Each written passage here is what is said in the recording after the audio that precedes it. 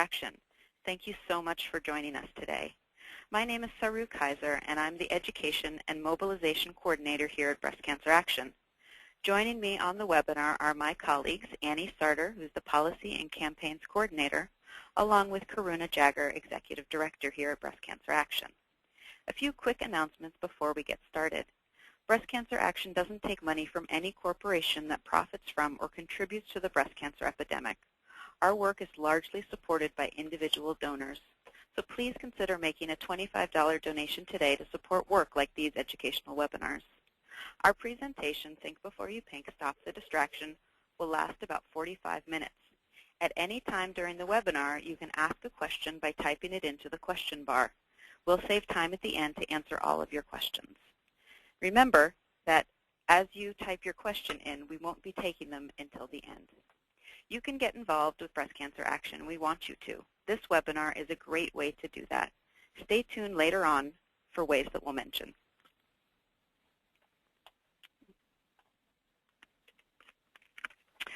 So I want to talk through our agenda for a moment. Karuna will start by talking through a little bit about our area of work, Pink Ribbon Marketing and Culture, and also talk a little bit about the history of Think Before You Pink. She'll then describe the 6 ways that the breast cancer industry and the culture of Pink Ribbon distract attention away from bold action we need to successfully address and end the breast cancer epidemic. She'll also talk about a vision for the future. Then we'll pass it to Annie, who'll talk about our current 2014 campaign and how you can get involved to take action. Last, as I said before, we'll end with your questions. So Breast Cancer Action was founded in 1990 by a group of women who were frustrated with the lack of information about breast cancer. Our founders, only one of whom is still alive today, knew that their private medical crises were part of a larger public health emergency, and that the experiences of those dealing with breast cancer needed to be heard to address the crises. We are the only organization that addresses the breast cancer epidemic at the intersection of breast cancer, the environment, social justice, and feminism. And our mission is to achieve health justice for all women at risk of and in living with breast cancer. We have 7 core values that I'm going to talk through very quickly. We believe in health justice as a human right. We believe in honesty, fearlessness, and truth-telling about the breast cancer epidemic, in honoring women's diverse voices and lived experiences, that people's health and well-being should come before corporate profit.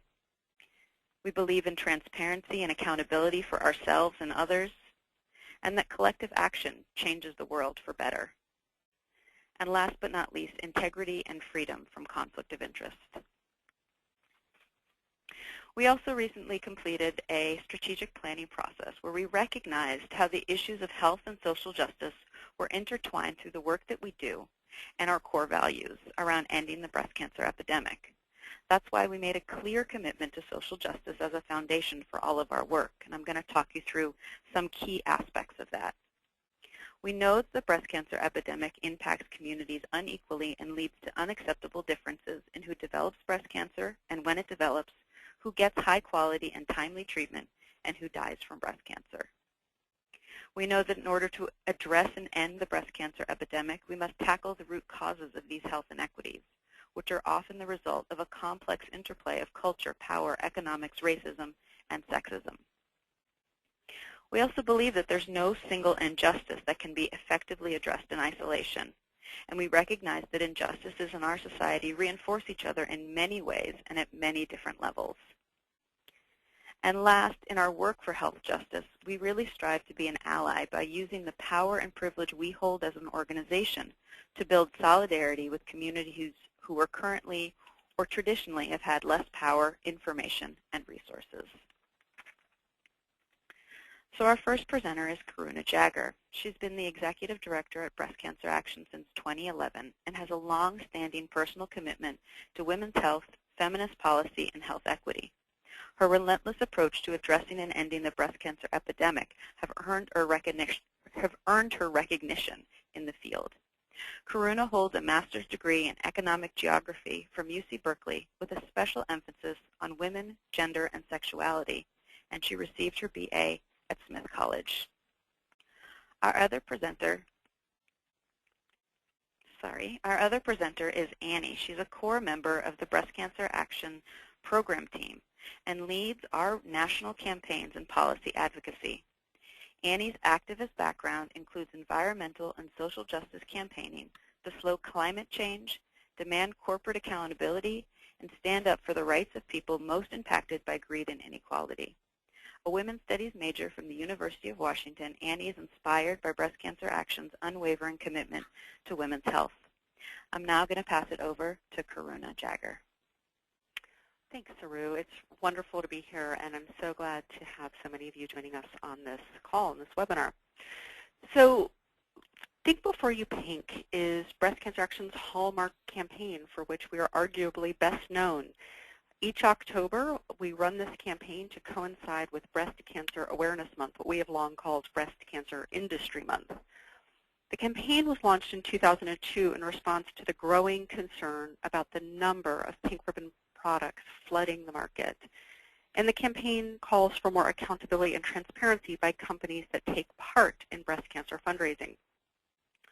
Tools that we provide include critical questions which allow consumers to evaluate specific pink ribbon promotions to see if these promotions are doing what the public thinks they're doing. We also engage in corporate campaigns which take action to hold marketers accountable. I seem to not be able to advance. Do you want to try clicking on the slide and then, there you go. There we go. Excuse me, now I got to go back. Sorry, Saru. It's okay. So as Saru mentioned, we recently engaged in a full staff and board strategic planning process. We took nothing for granted, and it was a really rewarding and growthful process. We looked at what we do well, where we felt there was unmet need. We did a comprehensive landscape analysis, and we evaluated the ways that we uniquely contribute to change in the world. One of the products, which we feel very proud of, is our theory of change here on the screen. This is the way that we connect the work that we actually do with the change that we want to achieve in the world. So what are the building blocks that we use to achieve our goals? We focus on education, organization, and taking action. We educate by providing evidence-based information about breast cancer free of industry influence. We organize people to build collective power and challenge the status quo's approach to breast cancer, and we take action to hold the powerful accountable in this breast cancer epidemic. We do this work in 3 key areas.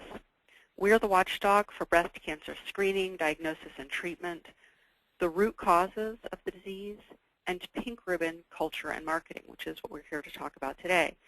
We provide patient-centered education and analysis free of industry influence. This work includes our work to evaluate and provide information about breast cancer screening, healthcare access, drug and device approval, and demands for more effective, less toxic, and more affordable treatments. Our work to address the root causes of the breast cancer epidemic focuses on eliminating involuntary exposures to hazardous and toxic chemicals that we encounter throughout the course of our lives. We work for systemic solutions to reduce the risk of breast cancer. And as the watchdog for the breast cancer movement, we've really been a leader in challenging pink ribbon culture and marketing. We cut through the pink noise to tell the hard truths about this disease and challenge pinkwashing hypocrisy and the pink ribbon culture that have become the status quo of the breast cancer industry. So today, we're here to talk about Think Before You Pink and our work watchdogging pink ribbon culture and marketing. Over the years, we've launched more than a dozen campaigns targeting a variety of offenders for their exploitation of this disease, their pinkwashing, and more.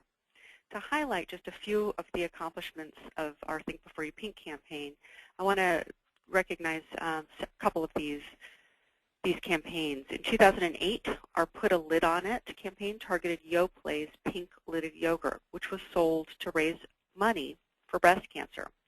But it was made with dairy stimulated with the synthetic growth hormone RBGH. In 2009, in response to our campaign, General Mills announced that they would remove the cancer-linked synthetic growth hormone, RBGH, from Yoplait yogurts. And Dannon followed suit, announcing they would also be RBGH-free by 2010. Together, General Mills and Dannon represented 2/3 of the U.S. dairy market. This is a big win. In 2011, more than 5,000 activists joined us in demanding an end to the production of Susan G. Komen's pink-washing perfume, known as Promise Me. The perfume contained known hormone disruptors and other chemicals of concern and was sold in the name of breast cancer. This was our Raise a Stink campaign, and in response, Komen ended their partnership with the manufacturer of the perfume, effectively removing it from the market. This was another huge victory for everyone working to make sure that women's health comes before profit. And of course, our What the Cluck campaign targeted Kentucky Fried Chicken for selling buckets for a cure and partnering with Susan G. Komen.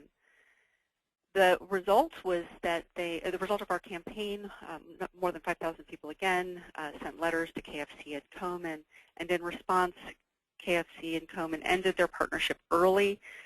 Additionally, the campaign was picked up by national media, including the Colbert Report.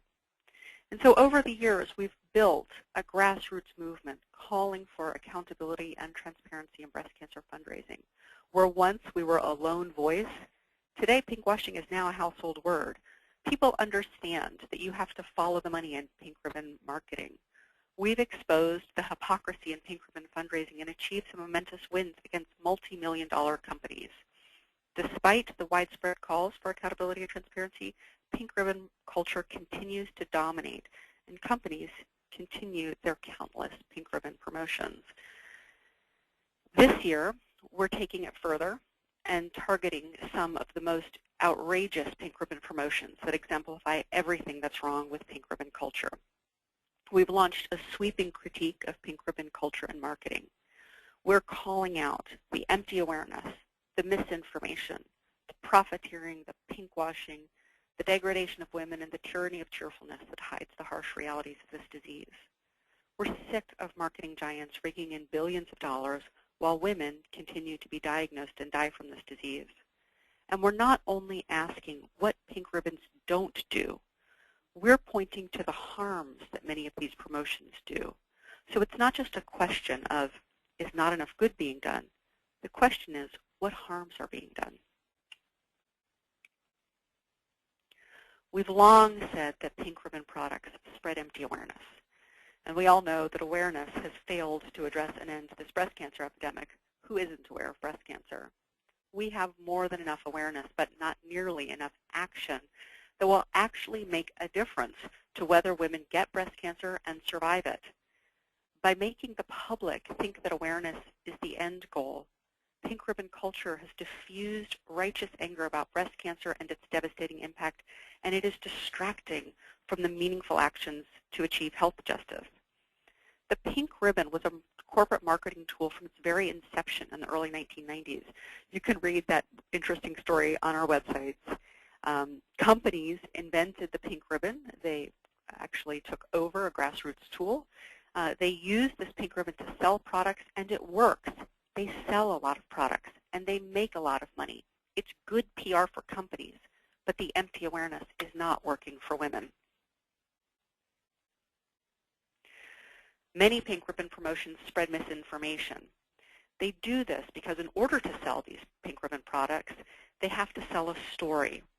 So whether by overinflating women's risk of developing breast cancer or spreading the myth that early detection is your best protection, or focusing on a 5-year cure rate for a disease that remains a risk throughout a woman's life, or other ways of manipulating the statistics, many pink ribbon promotions fail to tell the whole truth.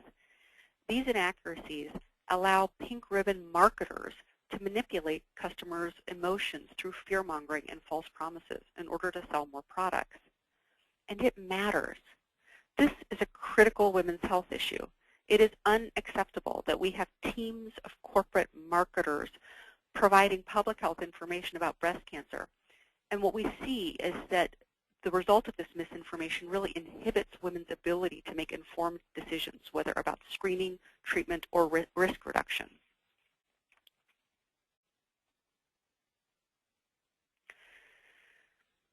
So it's no longer news that corporations exploit corporations exploit concern about breast cancer for their own profit. We can see how far we've come since we first launched our Think Before You Pink campaign, when we were routinely asked, isn't any money good for breast cancer good? Isn't that a good thing? The public widely recognizes that the corporate profits, but rarely do they recognize where the money goes and how much they profit. Breast cancer is good PR. Not only is the pink ribbon one of the most widely recognized symbols, it sells products, and corporations take advantage of people's sincere concern about breast cancer to make money and generate good publicity. Companies sell products, make profits, and seek customer goodwill by claiming to care about breast cancer. Yet most of these promotions ultimately benefit corporations far more than they help women living with and at risk of breast cancer. Despite the billions of dollars spent on pink ribbon products, 40,000 women still die of breast cancer each and every year. Too many companies are exploiting the public's concern about breast cancer. They're tapping into our generosity and genuine desire to help and asking us to give pink ribbons a pass, not to ask hard questions about where the money is going, just to see this pink ribbon and trust that the corporation's intentions are good. Just think what would happen if the money and resources and creativity that's currently devoted to pink ribbon promotions were instead turned to something that would actually make a difference.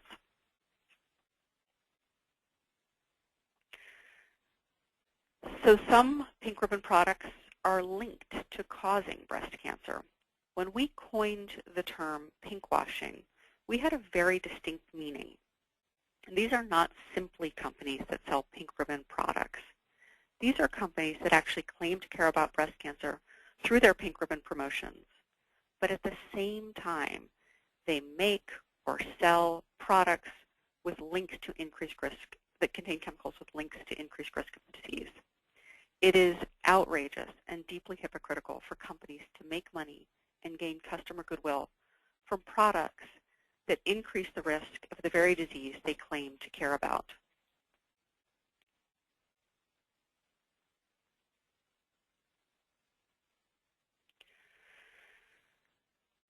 Breast Cancer Action's former executive director Barbara Brenner used to say that one of the reasons that breast cancer has become a favorite cause is that people get to say breasts on television. And there is no shortage of breast cancer promotions that focus on breasts at the exclusion of women's lives. From Save the Boobies to Save the Tatas to Save Second Base, campaigns like these demean and insult women and distract from the true focus of saving women's lives. Often these promotions reinforce narrow standards of beauty, of thin, white, able-bodied, beauty. They depict women as coy sex objects and too often promote the fantasy of so-called perfect breasts. These campaigns use the excuse of awareness or fundraising to justify presenting a devastating disease as cute or funny or sexy. But in truth, these demeaning and degrading promotions do more harm than good by hiding the lived experiences of women in all their diversity and complexity.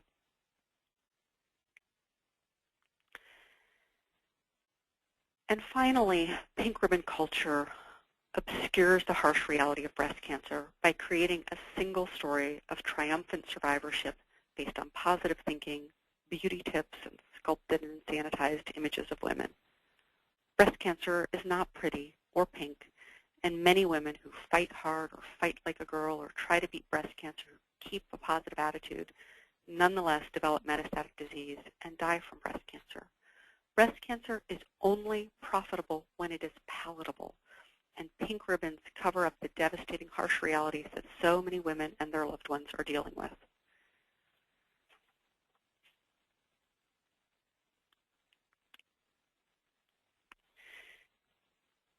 So what are the alternatives?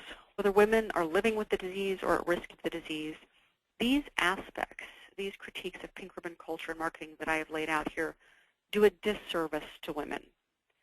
Again, the issue is not only what these pink ribbon promotions fail to do, but also what harms they do.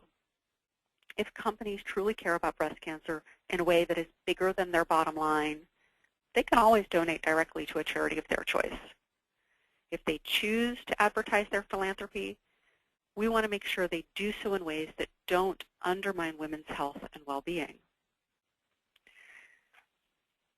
So instead of distracting with their pink ribbon promotions and culture, instead of more meaningless gestures that diffuse righteous anger, we need more voices calling for bold action to address and end the epidemic. Breast cancer campaigns must offer evidence-based information that does not fuel fear or offer empty promises in the attempt to sell pink ribbon products. Companies that claim to care about breast cancer should make sure their own products and services don't increase a woman's risk of breast cancer. Companies and charities must honor people's good intentions with full transparency and accountability in their breast cancer fundraising and marketing. We must honor women's rich complexity and full diversity rather than obsess over narrowly defined body parts as the focus of breast cancer campaigns. And we must value all women living with and at risk of breast cancer and recognize the hard realities of breast cancer, including and especially metastatic disease.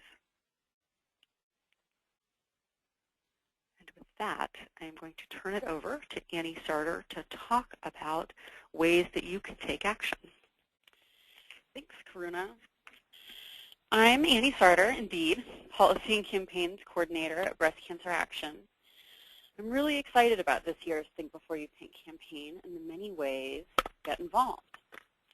Karuna mentioned a moment ago our theory of change, which you'll remember includes our work to educate, organize, and take action. I'll start with a couple ways to take action, the first of which is to send a letter to corporations and institutions that exemplify the problems with pink ribbon culture, which Karuna just explained. You can find the link to the letter on our thinkbeforeyoupink.org website. The 6 targets for the letter include the following. Oriental Trading is spreading empty awareness via its endless supply of plastic pink ribbon trinkets, including this ridiculous pink plastic bag that you can see here. Many of these trinkets carry an awareness message, including this trite message, "Show you care, be aware."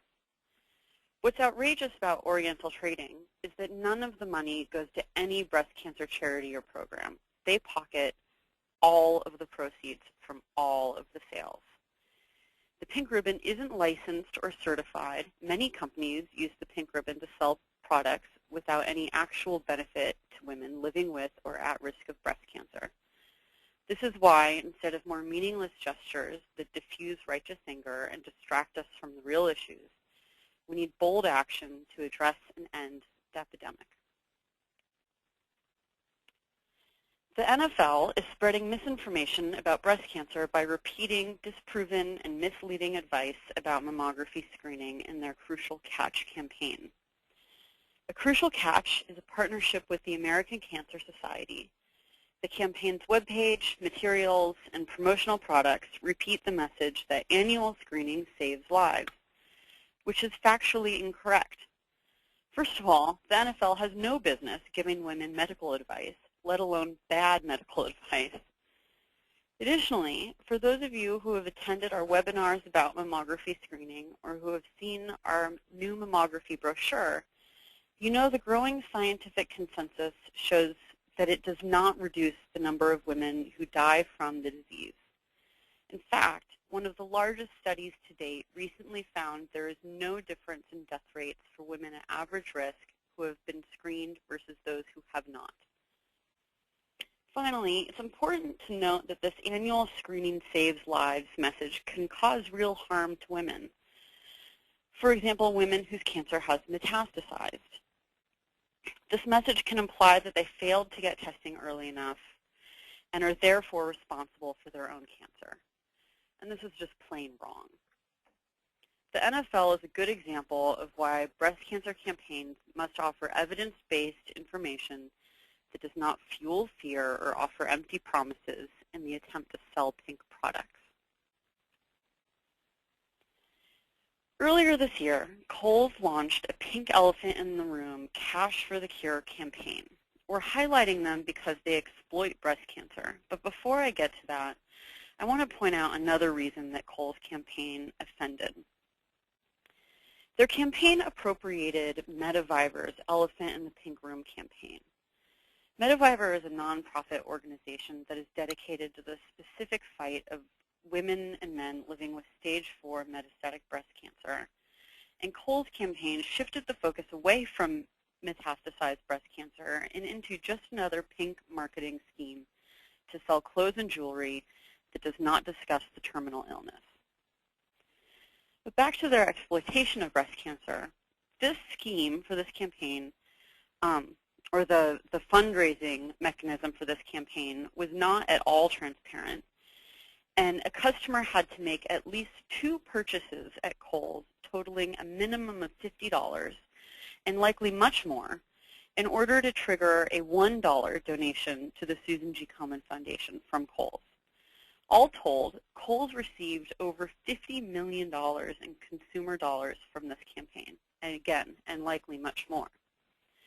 This is why companies and charities must honor people's good intentions with full transparency and accountability in their breast cancer fundraising and marketing.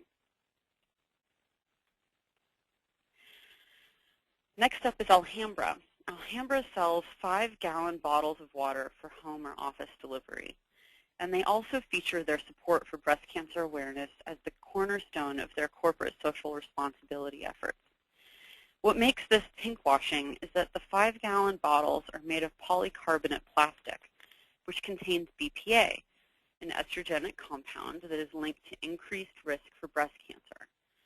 We had one of Alhambra's bottles tested for estrogenic activity earlier this year, and the test came back off the charts positive. Mounting scientific evidence shows that endocrine-disrupting chemicals such as BPA are linked to increased risk of breast cancer, which makes this a clear example of corporate pinkwashing. Companies that claim to care about breast cancer should make sure their own products and services don't increase women's risk of the disease. Karuna talked about pink ribbon promotions that degrade women by objectifying and sexualizing women's breasts and bodies. An example of this is NASCAR, which sells T-shirts and beer koozies on its website telling women to check your headlights. Our critique about NASCAR is primarily about the degradation of women, but I should also note that they exploit the disease for profit too. They are totally untransparent about how much money from the sale of the headlights beer koozies goes to breast cancer charities, only stating that a portion of sales will go. Nobody knows how much. This is why we must honor women's rich complexity and full diversity rather than obsess over narrowly defined body parts as the focus of breast cancer campaigns.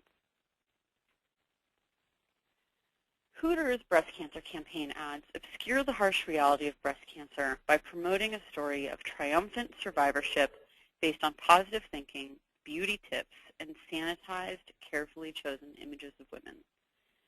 This ad features young, thin, healthy-looking white women, along with friendly, happy messaging, including hashtag #SupportOurHooters. And it's clear this ad is more about promoting Hooters' brand identity than about breast cancer. This is why we must value all women living with and at risk of breast cancer and recognize the harsh realities of breast cancer, including and especially metastatic disease. So again, you can find the letter to send to these 6 targets demanding they stop the distraction on thinkbeforeyoupink.org. And once you send the letter, you can help spread the word by forwarding to your friends. Another way you can take action is by finding other examples of corporations that are perpetuating the distraction of pink ribbon culture. There's no need to stop with the 6 examples that I just named. So now on to how we educate and organize. This campaign is using social media as a platform to educate about the problematic nature of pink ribbon culture. This slide shows the first 2 graphics that we've shared on Facebook and Twitter in the past couple weeks. Already the images have been shared hundreds of times and have reached tens of thousands of people. Over the course of the month, we will share more graphics like these, as well as blog posts explaining in more detail the problems with pink ribbon culture, links to articles about our campaign, and more. You can help us educate and organize by sharing these links with your community via Facebook, Twitter, or whatever platforms you use. And because we're a grassroots organization, people always ask us, wanting to know what alternatives exist to all the pink ribbon products out there. So we developed a new way for you and your community to give directly to Breast Cancer Action. It's called Don't Pink for Me. The website address is on the slide here. People who want to participate can start their own customized fundraising page and tell their story about why Don't Pink for Me speaks to them. Finally, from our friend EJ Conker's Don't Pink for Me page, here's a quote about the problems with pink ribbon products. I think it's quite an eloquent expression of the problems with pink ribbon culture and what we need instead. So thanks, everybody. And now I'll turn this back over to Saru. Thank you, both Annie and Karuna. I'm going to give everyone just a moment to read Erica Conker's quote.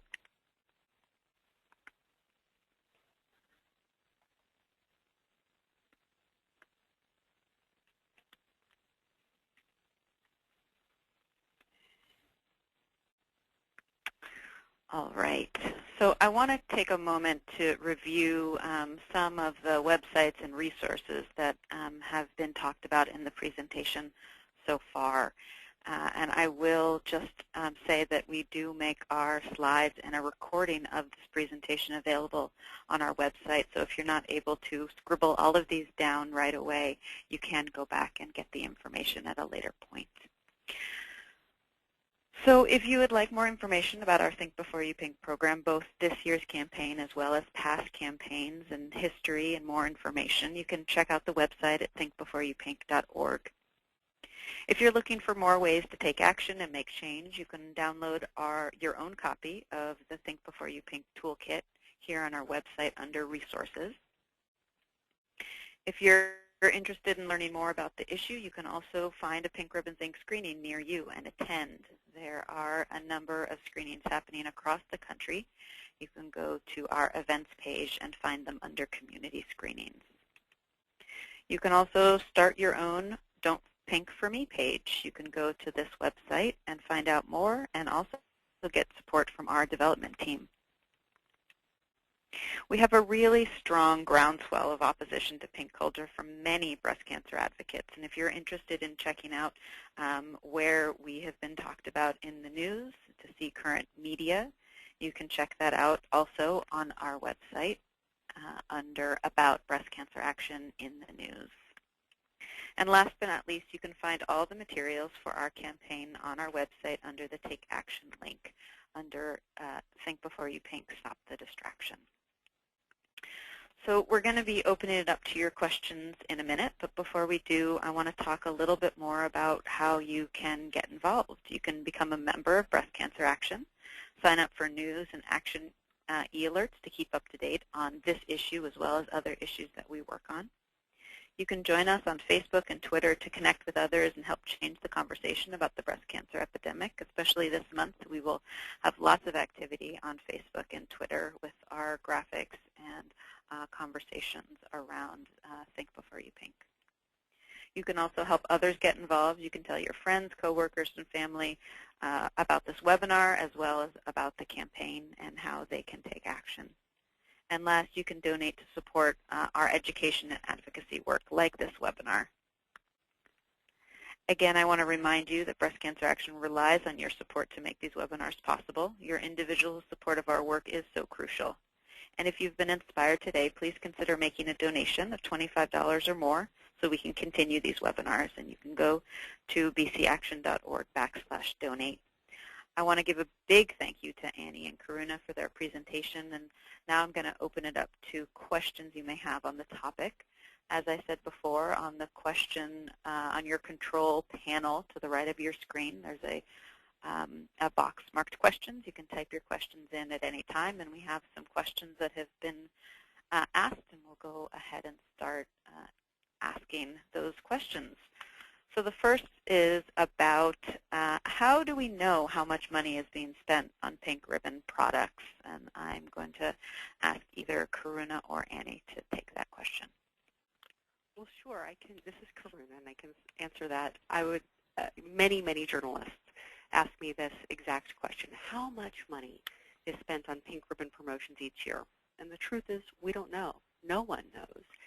Any company can put a pink ribbon on anything, and they do. We've seen pink ribbon handguns, pink ribbon porta potties, pink ribbon toilet paper, pink ribbon shampoo. You name it, there's been a pink ribbon on it. And because it is a widely recognized marketing symbol, there's no tracker. There's no way of knowing. It's so prevalent. It's everywhere. And so we can safely say, and estimates are widely accepted, that it's billions of dollars each year. That is billions with a B. I always encourage journalists who ask the question to do some investigative journalism and try to answer that question.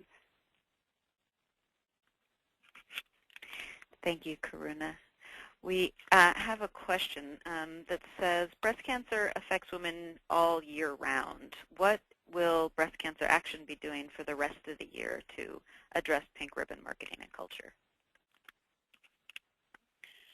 Maybe I can take this one, and Karuna can follow up. This is Annie.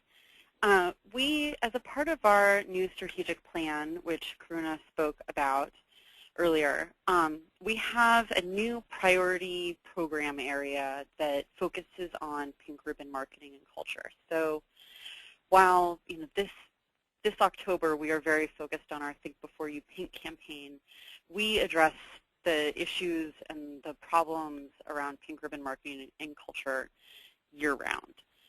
So just because October will end in a few weeks, that doesn't mean that our work on these issues that we've just talked about will be over as well. Yeah, to follow up on that, we've seen pink ribbons spill out of October for years, and a number of our Think Before You Pink campaigns have run in the spring outside of October, and it's really a responsive campaign. This year, Estee Lauder, which is one of the two corporate originators of the pink ribbon, announced in a press release in late September that they are going to engage in breast cancer awareness year-round. They're no longer going to limit themselves to October.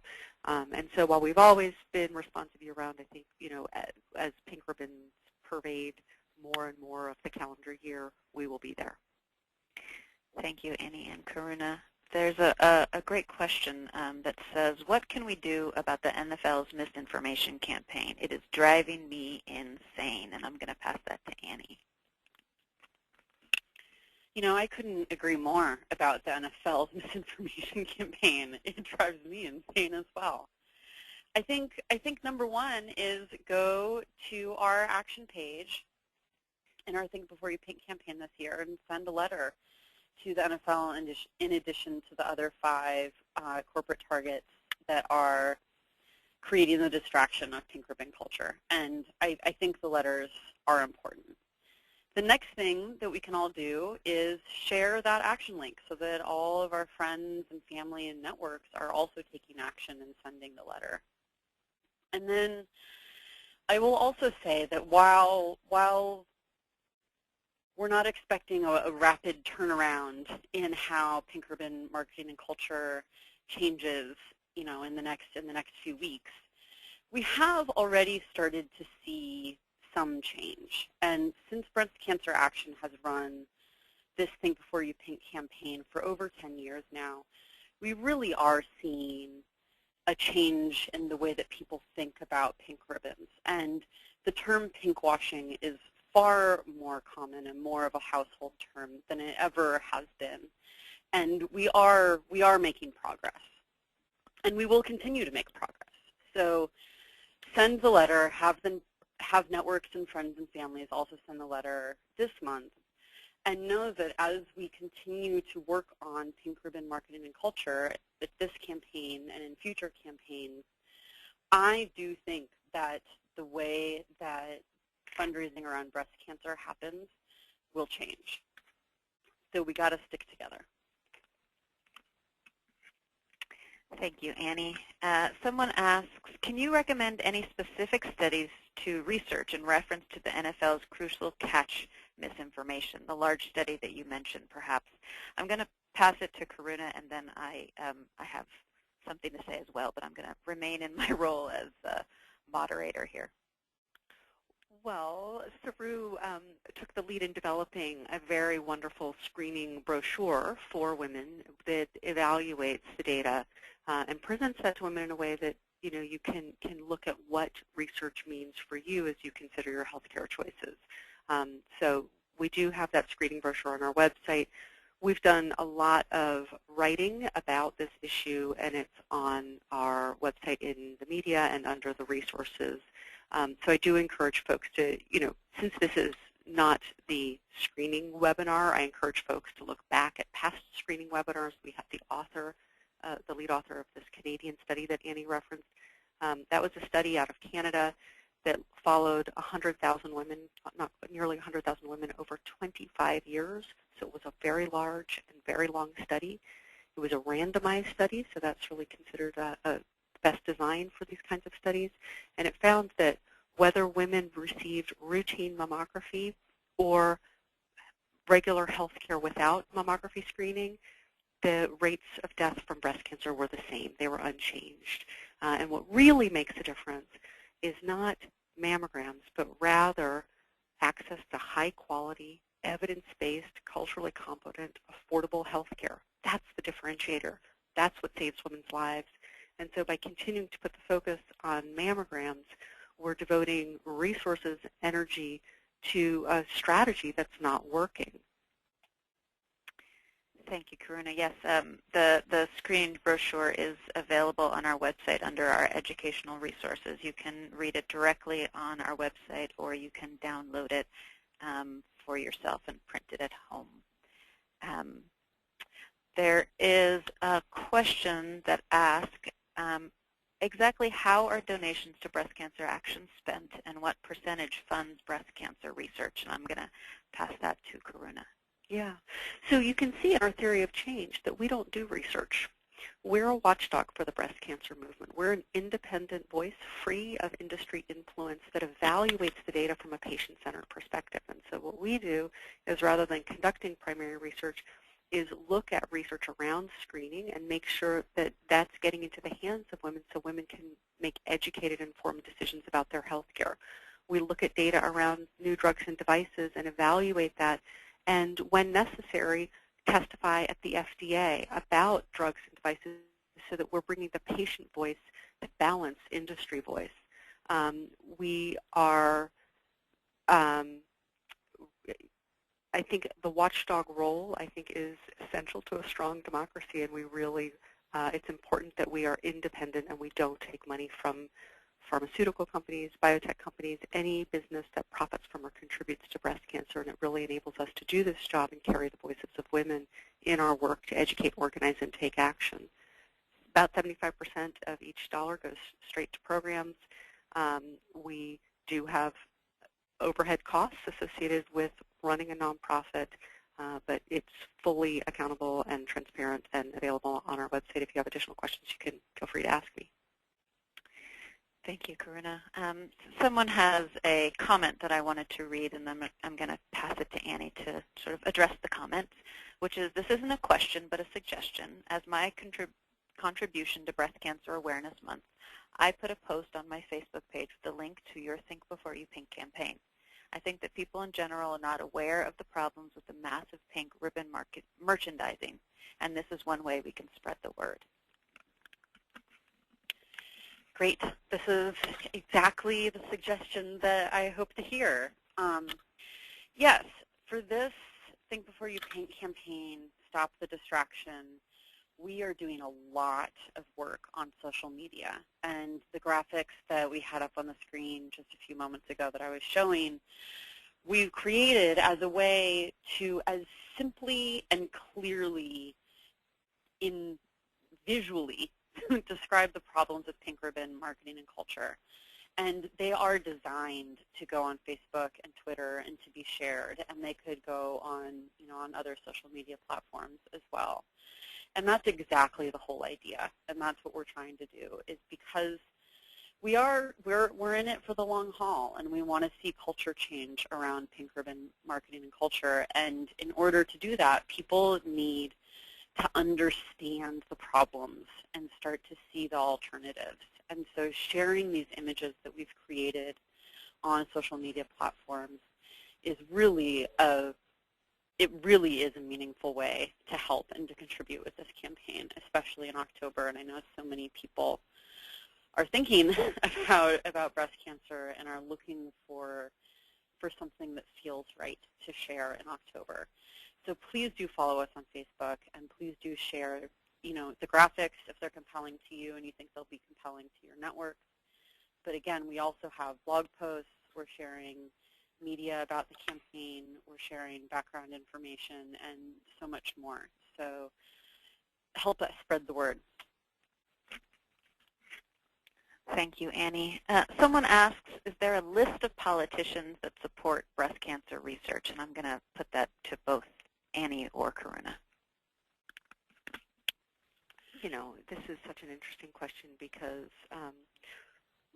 what is breast cancer research? No, there's no organization that I know and it has an accumulated list of politicians that support breast cancer research. But with all things, we have to ask what kind of research.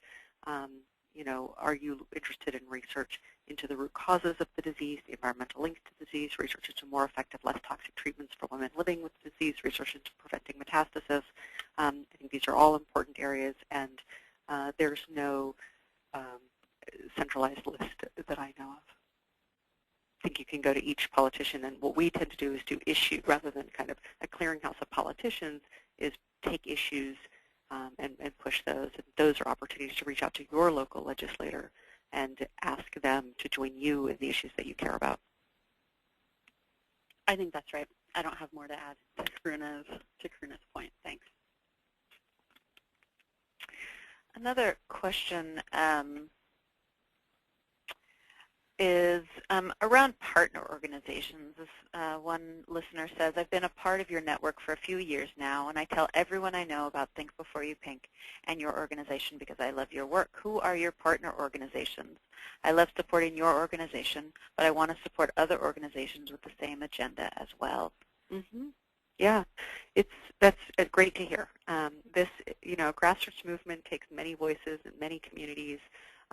There are a number of organizations that we work with that we feel very honored and proud to work with. I think it helps to know a little bit what areas of interest folks are in. So if it's on the watchdogging treatment side, the Center for Research on Women and Families recently renamed themselves.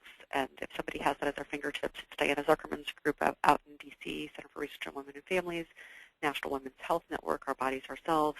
Those are great partners that we work with around some watchdogging treatments, drugs and devices.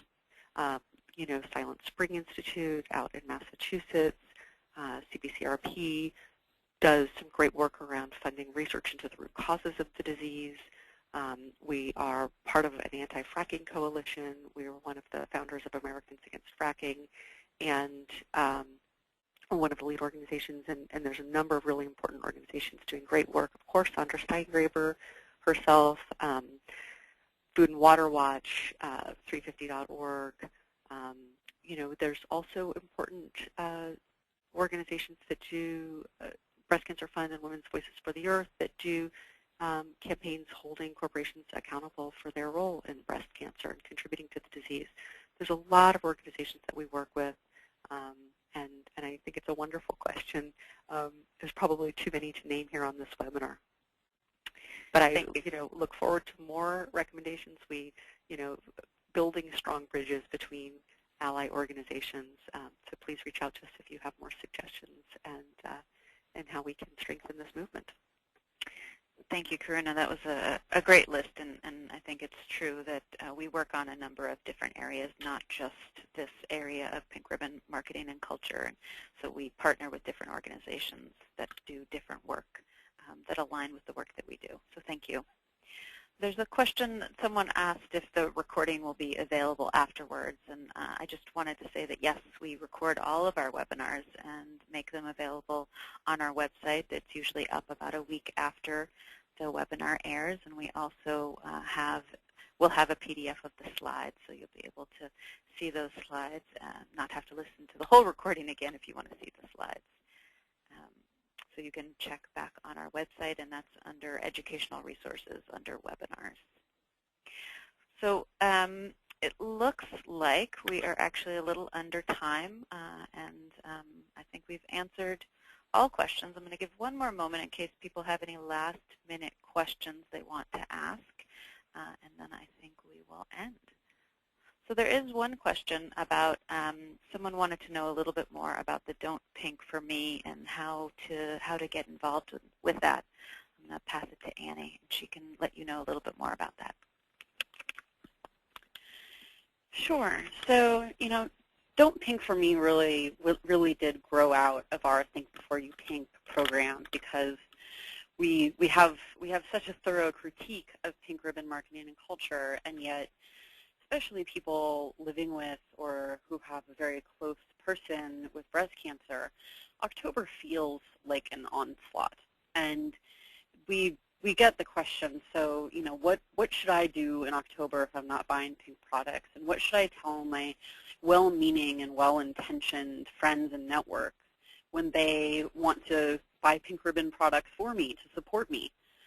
And so we created something that really is quite simple. It's called Don't Pink for Me, and it's a peer-to-peer fundraising network. So you go onto our Don't Pink for Me webpage when we have the URL up.